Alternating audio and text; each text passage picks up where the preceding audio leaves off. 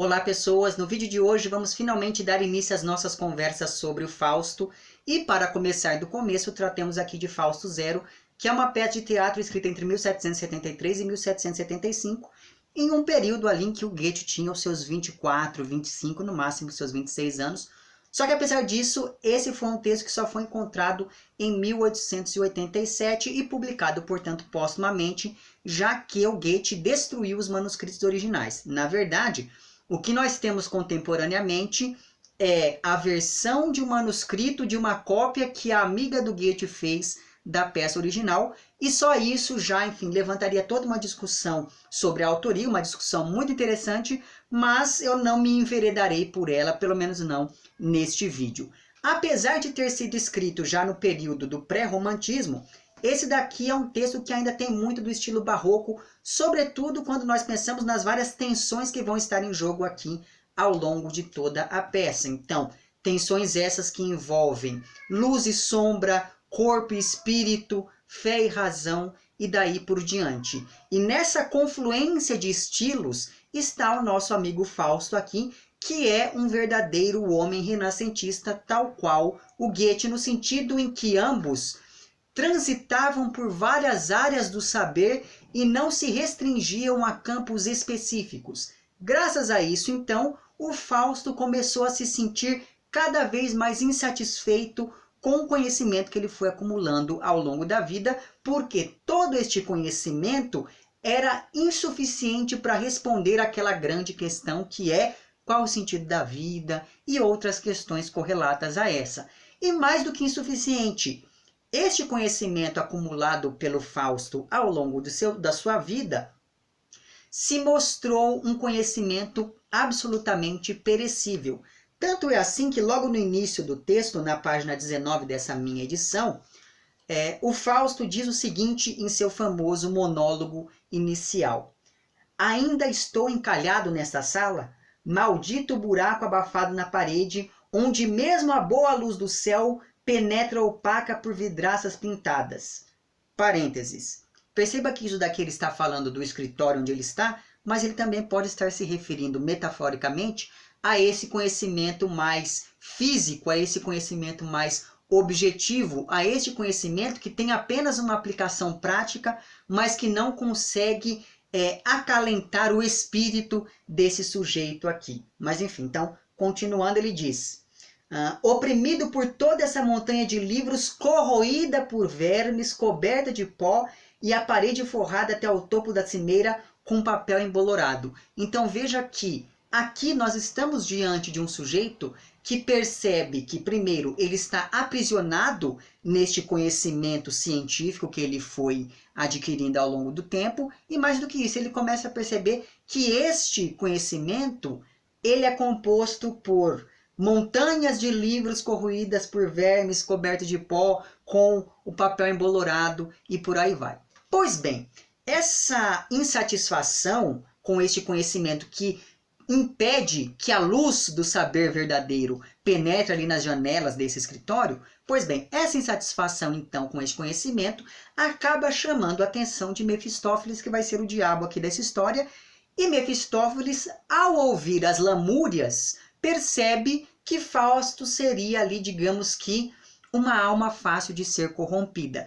E aí nós temos a grande questão, que é dar todas as respostas àquelas perguntas de Fausto em troca da alma desse sujeito. E para fazer isso, o Mefistófeles então apresentaria a este doutor o pequeno mundo, que é o mundo ali do corpo, das sensações, aquele mundo físico, e o grande mundo, que seria então este mundo do espírito, este mundo do intelecto. Esses dois mundos vão sendo paulatinamente apresentados aqui ao Fausto, e isso afeta mesmo a organização dessa peça, já que existe aqui uma alternância constante entre espaços fechados, que representariam, portanto, aquele pequeno mundo, e espaços abertos, que representariam, então, aquele grande mundo a ser desbravado por Fausto. E no caso das versões finais dessa peça aqui, isso se traduz mesmo no volume daqueles dois, enfim, daquelas duas partes. Você pega lá a primeira parte de Fausto, ela é uma parte um pouco menor para representar então este pequeno mundo, enquanto que a segunda parte, que é aquele mundo que vai representar então aquele mundo da geografia, aquele mundo do saber histórico e filosófico, ele é muito maior. Então veja que esse tema dos dois mundos que vão estar em conflito aqui na alma de Fausto transparece mesmo na estrutura, na estrutura em que a peça se organiza. Só que existe aqui uma questão interessante sobre Fausto Zero. Por quê? Nesta peça, a cena do pacto não vai aparecer. Segundo a hipótese levantada aqui pela tradutora dessa minha edição, essa ausência da cena do pacto talvez se deva ao fato de que, quando o Goethe escreveu essa primeira versão do texto, a lenda do Fausto ainda era muito conhecida e difundida na Alemanha. Então, por conta de uma questão da economia narrativa, essa cena acabou não aparecendo, mas ela fica muito bem subentendida aqui, porque afinal de contas, naquele período, qualquer pessoa que ouvisse o nome Fausto já relacionaria com aquela história de um sujeito que fez um pacto com o diabo, enfim. Eu já falei bastante disso naquele meu vídeo sobre a versão do Marlowe desse mito em questão. Vou deixar o link para ele, para aquele meu vídeo lá embaixo. Na verdade, eu vou fazer algo melhor. Vou deixar lá embaixo o link para uma playlist onde constam vários vídeos em que eu já tratei dessa questão do pacto fáustico aqui no canal, certo? Mas enfim, essa mesma economia narrativa que fez o Goethe retirar a cena do pacto aqui dessa peça também faz com que essa versão aqui seja muito mais simples do que aquela que nós observamos, por exemplo, em Fausto I. Por quê? No Fausto I, o Goethe consegue desenvolver muito melhor as cenas que já aparecem aqui em Fausto Zero de maneira mais embrionária. Tanto é assim que essas cenas que nós temos aqui diante de nós em Fausto Zero, elas ainda não estão ligadas de maneira tão orgânica umas às outras. Então, chega principalmente nas partes finais da peça, você percebe que o texto está um pouco truncado, justamente porque ainda era uma versão bem inicial do que seria aquela obra grandiosa que é lá o Fausto I e principalmente o Fausto II. Apesar disso, apesar de ainda ser aqui uma obra mais embrionária, existem algumas questões interessantes a serem consideradas aqui sobre o Fausto Zero, como por exemplo, o personagem Fausto que nós temos aqui, ele não é um senhor, na verdade ele é um jovem que está insatisfeito com a ciência e por isso procura alcançar um conhecimento total a partir da magia. Para além disso, aqui nós temos um segundo ponto, já em Fausto Zero, que é essa juventude do personagem acaba fazendo com que ele seja muito imediatista e não pense nas coisas ao longo prazo, ao contrário de Mefistófeles, que sempre está ali, digamos, tentando planejar cada uma das suas ações da melhor maneira possível. E isso se traduz, sobretudo, no envolvimento que acontece aqui entre Fausto e Margarida. E, mais do que isso, aqui em Fausto Zero, nós já temos a imagem de um Fausto que não pode ser punido, já que, na condição de fruto do renascimento, por assim dizer, a atitude deste personagem era mais do que correta para os padrões de sua época. Afinal de contas, ele fez aquilo que ele julgou ser necessário para atingir o conhecimento pleno. E justamente por conta disso, ele não poderia ser condenado, ainda que sua atitude ou suas atitudes fossem mais do que condenáveis. Então, diferente daquele Fausto da Idade Média, daquele Fausto da lenda, que seria punido ao fim de todas as suas ações, esse daqui já está inserido em um tempo histórico em que questionar as coisas é algo absolutamente positivo. E é justamente por conta disso que ele vai terminar bem, enquanto a Margarida vai acabar ali louca em uma cela, porque se você for parar para pensar, o tempo todo ela ainda estava ali, digamos, muito próxima, ou muito mais próxima do que Fausto, de todo aquele pensamento próprio da época medieval, aquele pensamento mais voltado para a religiosidade e coisas do tipo, enquanto Fausto acaba aceitando fazer o pacto porque ele não teme o inferno e nem tem esperanças para com o céu. Então veja que existe uma mudança no pensamento deste personagem e isso acaba sendo determinante para que a gente entenda como era o tempo que acabou, enfim, nutrindo esse tipo de filosofia seguida por Fausto. Então, já no primeiro monólogo da peça, esse personagem aqui, que é um monólogo muito famoso, diga-se de passagem, este personagem aqui ele já nos apresenta toda a sua angústia e mais do que isso, ele estabelece uma clara oposição entre o conhecimento objetivo, científico, intelectual que ele já possui e aquele conhecimento que é mais subjetivo, aquele conhecimento que é mais mágico que ele quer possuir. E curiosamente, este monólogo aqui, ele é muito parecido com o monólogo da versão do Marlowe mais em frente. Então, só para que você tenha aí uma ideia do que se passa nesse monólogo inicial, eu vou dar uma lida nele aqui e isso está na página 15 dessa minha edição. Estudei até a exaustão a filosofia, a medicina e a jurisprudência e infelizmente também a teologia, tudo com a maior paciência. Mas eis-me aqui, pobre, ignorante, não mais sabido do que antes. Sou professor, doutor até. Há 10 anos eu fico atrás dos meus alunos sem parar, estudar, estudar e estudar. Mas vi que não é possível saber e isso dilacera o meu coração. Na verdade, sou mais inteligente do que esses paspalhos, doutores, professores, escritores e padres. Não tenho escrúpulos, nem dúvidas me assolam. Não temo nem o inferno e nem o diabo. Porém, a alegria me foi roubada. Não tenho mais a ilusão de saber. Não tenho mais a ilusão de poder ensinar aos homens para melhorá-los ou convertê-los. Também não tenho bens, muito menos dinheiro, nem honra, nem glória no mundo. Nem mesmo um cão viveria deste jeito. Por isso, entreguei-me à magia, para ver se por força do espírito e da palavra consigo desvendar alguns mistérios, para que não fale mais com suor azedo daquilo que não sei. Então veja que aqui, como eu falei para vocês, existe muito bem uma oposição entre este conhecimento que é mais científico e que se mostra insuficiente ao Fausto e esse outro que lhe acena ali da esquina, digamos assim, como uma esperança para que ele continue desenvolvendo o seu intelecto. Pois bem, exposta então a angústia do jovem Fausto, feito ali este pacto que fica subentendido, sai então essa dupla dinâmica formada por Fausto e Mefistófeles para conhecer primeiro o pequeno mundo. E munidos então deste intuito, os dois chegam a uma taberna onde encontram um grupo de amigos bebendo. E uma coisa muito interessante sobre essa cena da taberna em específico é que nela existem vários trechos que são em prosa. E eu acho que eu já falei disso para vocês em um dos meus vídeos sobre o teatro de Shakespeare. Posso estar enganado agora, mas enfim, em um daqueles meus vídeos, creio eu, que eu já chamei a atenção para vocês para o fato de que houve um período em que o texto em prosa era tido como algo mais popular, enquanto que o texto em verso era tido como algo mais erudito.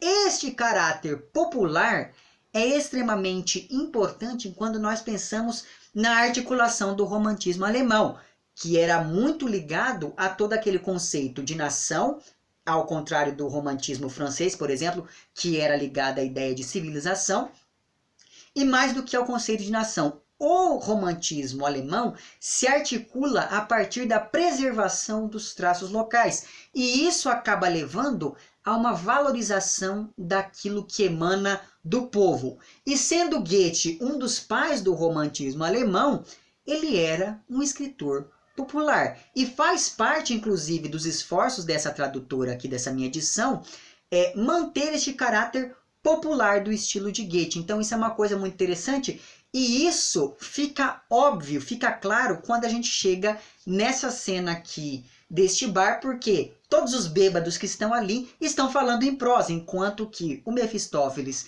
e o Fausto, principalmente, sempre estão falando em verso. E isso mostra muito bem a distância entre o populacho e o erudito, por assim dizer. Exemplo desse esforço da tradutora aqui em preservar este caráter mais popular do texto é traduzir uma das falas desses personagens e colocar nessa tradução a tal da piada do Mário. Sabe aquilo? Você conhece Mário? Que Mário? Aquele que te comeu atrás do armário? Blá blá blá, aquela coisa toda. Então, e esse é um trecho importante, já que neste trecho da piadinha do Mário fica demonstrada a malícia daqueles amigos beberrões ali da taberna, em contraponto a toda aquela ingenuidade do Fausto. E com isso nós começamos a perceber que ele não tinha este conhecimento popular, que era um conhecimento muito menos erudito e muito mais elementar, por assim dizer. E é justamente por isso que o Mefistófeles o levou até aquela taberna, para que ele descobrisse esse pequeno mundo dos saberes e dos prazeres populares. Ou seja, esse trecho aqui da taberna e esse trecho da piadinha lá do Mário, ele tem um caráter quase que formativo dentro da estrutura da peça. E daí a gente tem que se lembrar que o Goethe, para além de pai do romantismo alemão, ele também foi uma das primeiras pessoas, ele foi um fundador de um gênero que hoje nós chamamos de romance de formação. Pois bem, em momentos como este da taberna, nós acompanhamos mesmo o Fausto passando por um processo formativo, mas enfim. Apesar da confusão que arranjam aqui, porque eles dois, em um determinado momento, para poder chamar a atenção ali daqueles bêbados, eles fazem uma magia e fazem com que vinho saia de uma mesa. Apesar, então, dessa confusão que eles arranjam, Fausto se sente absolutamente insatisfeito com essa sua ida ao botequim, só que saindo daquele lugar, ele vê passar uma moça muito bonita por quem ele acaba se interessando, e essa moça é a pobre da Margarida.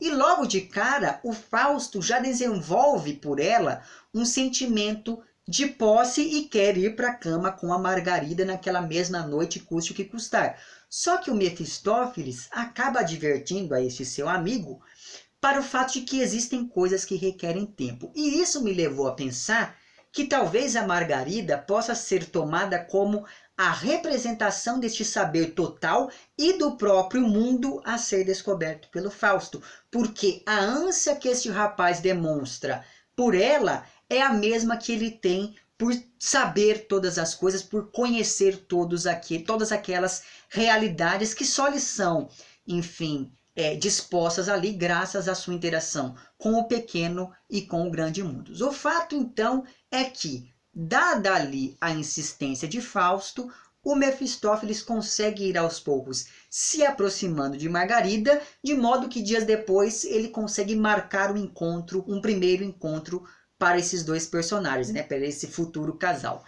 E este primeiro encontro acontece no jardim da casa da vizinha da Margarida, e esse é o momento em que essa moça vai cair em tentação graças a todo o jogo de sedução ali proposto pelo Fausto.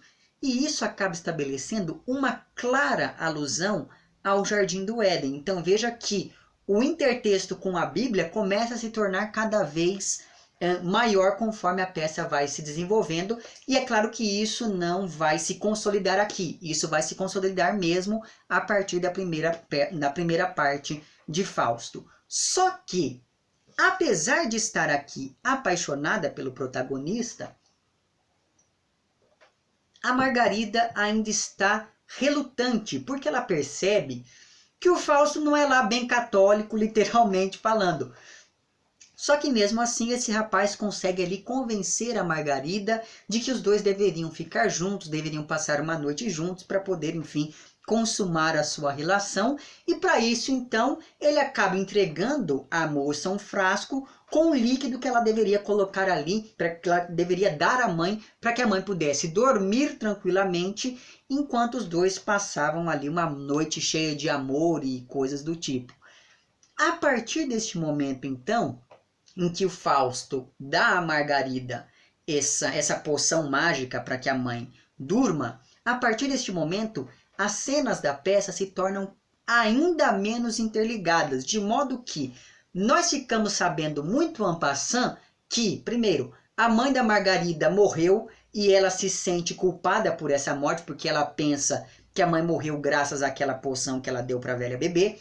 Segundo, nós ficamos sabendo bem en passant que as pessoas da cidade começaram ali a acusar a Margarida de ter matado a própria mãe e por isso ela cai em desgraça junto do povo. E terceiro, nós ficamos sabendo en passant também que a Margarida teve um filho, mas acabou matando essa criança afogada de algum modo. Diante de todas essas desgraças que acometeram Margarida, e porque ele não pode mais, enfim, possuir aquela moça, o Fausto ainda tenta jogar toda a culpa no Mefistófeles, mas o Mefistófeles responde que, na verdade, quem levou a moça para o fundo do poço foi o próprio Fausto, portanto ele deveria arcar com as consequências. E, se a gente for parar para pensar, foi exatamente isso que aconteceu, porque afinal de contas, era o Fausto quem ficava fustigando o Mefistófeles, dizendo o que ele deveria fazer e coisas do tipo. E é assim que nós chegamos então à última cena da peça, com a Margarida delirando, enquanto o Fausto consegue fugir com o Mefistófeles depois de tentar tirar a moça daquele lugar. Mas fica claro que o Fausto ele tem um sentimento de posse muito grande e ele vai aumentando conforme a peça vai se desenvolvendo.